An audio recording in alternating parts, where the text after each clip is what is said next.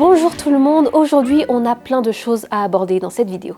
J'ai pour souci de vous partager un maximum de mes humbles connaissances et je veux que vous terminiez cette vidéo en vous disant « Ah, aujourd'hui j'ai appris quelque chose ». Et pas seulement sur nos produits, mais sur l'horticulture en général. Et aujourd'hui, on va un petit peu parler de la floraison. Et ce sera le moment pour moi de vous présenter le PK1314. C'est la cerise sur le gâteau, l'ultime stimulateur de floraison. Mais tu nous as pas déjà parlé de ça dans ta dernière vidéo avec le CannaBoost? Non, le CannaBoost, c'est un booster de métabolisme. Ah. Et le PK1314, c'est un booster de floraison. De floraison, ok, autant pour moi. Oui, mais je vais tout expliquer, ainsi qu'à vous, parce qu'il y a un petit peu de confusion entre ces deux produits. Ils ont l'air d'être des produits jumeaux, mais en réalité, vous allez voir qu'il est juste question de complémentarité. En attendant, n'oubliez pas de vous abonner à notre chaîne Canaille Urbain et à activer la petite cloche pour ne louper aucune de nos prochaines vidéos.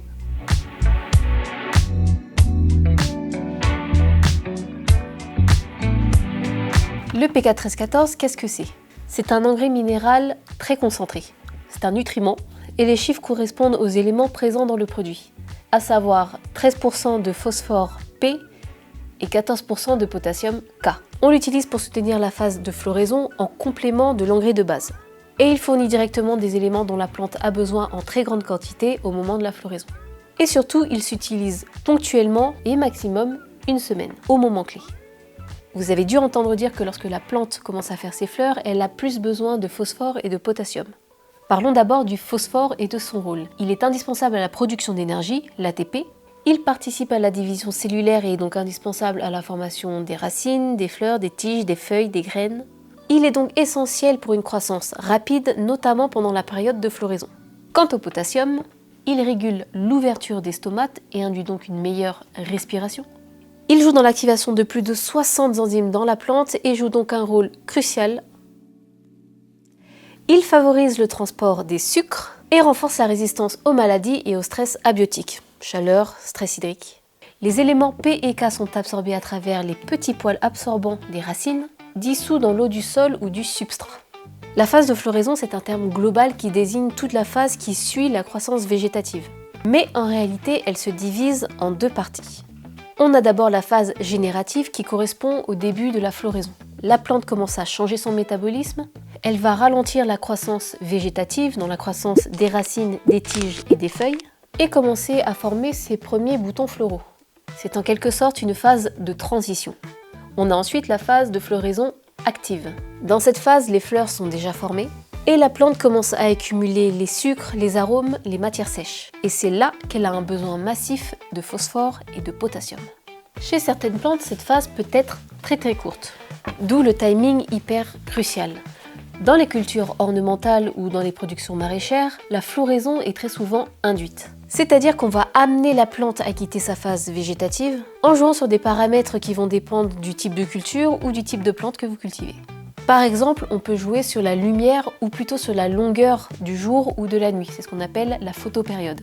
On a des plantes qui sont ce qu'on appelle des plantes de jour court ou des plantes qui vont fleurir lorsque la durée du jour diminue. Par exemple, moins de 12 heures de lumière par jour, comme c'est le cas pour les chrysanthèmes ou certaines espèces d'orchidées. On a des plantes de jour long, c'est-à-dire des plantes qui vont fleurir lorsque les jours s'allongent, comme c'est le cas pour les épinards, les pois, les marguerites. Et on a des plantes qui sont plutôt neutres. Les tomates, les géraniums. Ce sont des plantes qui peuvent fleurir indépendamment de la photopériode, mais leur floraison dépend généralement d'autres facteurs. Il suffit alors de moduler les cycles jour-nuit pour induire la floraison au moment voulu. Pour les cultivateurs les plus expérimentés, on peut aussi jouer sur le stress contrôlé. Oui, parce que des stress maîtrisés et contrôlés peuvent déclencher la floraison. Par exemple, une légère restriction hydrique, ça fonctionne bien sur les tomates ou sur les vignes. Pour certaines espèces, la floraison peut être déclenchée par un espacement des arrosages, une taille ou un pinçage. Mais attention, ce type de stress doit être dosé pour ne pas affaiblir la plante. On peut également jouer sur les apports en nutriments. On peut réduire l'apport en azote et augmenter l'apport en potassium et en phosphore pour favoriser le passage au mode génératif. Pour cela, on peut ajuster la solution nutritive ou passer tout simplement d'un engrais de croissance, comme le TerraVega, à un engrais de floraison, comme le TerraFlores. Ce qui va nous mener au point suivant, la valeur osmotique. La valeur osmotique, ça décrit la capacité d'une solution à attirer l'eau vers elle à travers une membrane semi-perméable, comme par exemple celle des cellules végétales.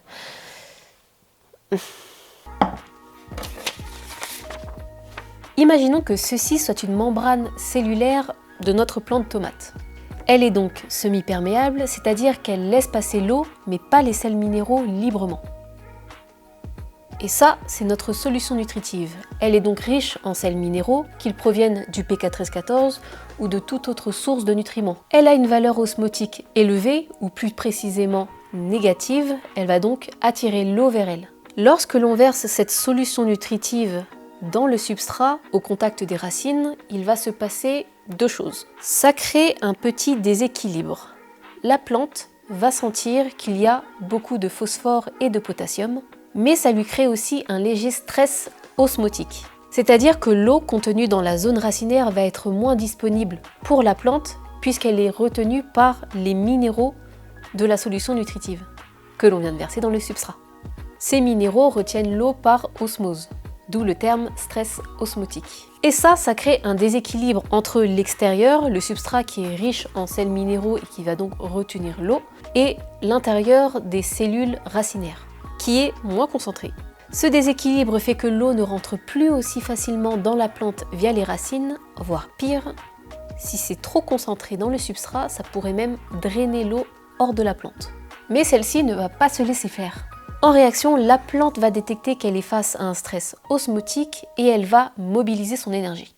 Elle va donc diriger ses réserves là où c'est le plus utile, les fleurs, les fruits, la reproduction.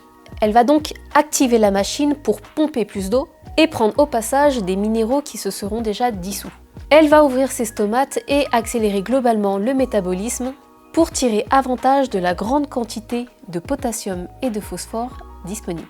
Et c'est comme ça que fonctionne le P4S14. En ajoutant du P4S14 dans la solution nutritive, on augmente brusquement la quantité de phosphore et de potassium dans la zone racinaire. C'est comme une secousse contrôlée qui dit à la plante « Ok, c'est le moment de produire à fond !» C'est une stratégie adaptative. Quand les conditions sont stressantes mais riches, la priorité devient de se reproduire rapidement et efficacement. C'est pour cela que le P4S14 est un formidable outil pour booster la floraison et obtenir des fleurs et des fruits denses et aromatiques. Pour peu que l'on ne se trompe pas dans le dosage, la durée d'application et le moment de l'application. Comment utiliser le P4S14 ?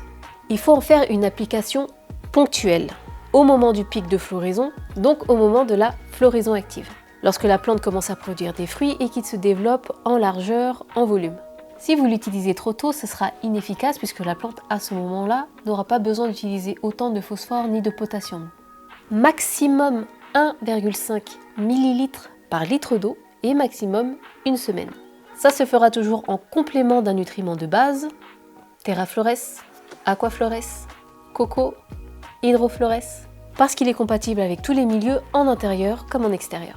Attention aux excès parce que si vous avez trop de potassium dans votre substrat, ça pourrait bloquer l'assimilation du calcium, du magnésium ou d'autres nutriments et en plus il en restera dans le substrat. D'où l'importance de respecter les doses et de mesurer votre C. Donc comme vous l'aurez compris, il ne s'agit pas d'un engrais de base mais d'un booster ciblé. Et donc si tu as suivi la vidéo précédente sur le CannaBoost, tu vas te dire que ces deux produits servent à la même chose. Alors oui, le CannaBoost et le P4S14 visent tous les deux une floraison maximale, explosive et structurée, mais ils n'utilisent pas les mêmes leviers. Le CannaBoost stimule le fonctionnement interne de la plante, il agit en amont de la floraison, il prépare la plante à fleurir en mettant tout le système en éveil, c'est un élixir de sucre, d'oligosaccharides et de composés bioactifs, alors que le P4S14 lui va donner la matière première. C'est un nutriment, donc le carburant qui permettra au moteur de tourner à plein régime et de construire des fleurs et des fruits denses. Vous voyez donc qu'il y a une complémentarité subtile mais cruciale entre les deux produits. Voilà, c'est terminé pour cette vidéo, merci de l'avoir suivi. N'oubliez pas de nous suivre sur les réseaux sociaux, TikTok, Facebook et Instagram. Et je vous dis à très bientôt. Ciao!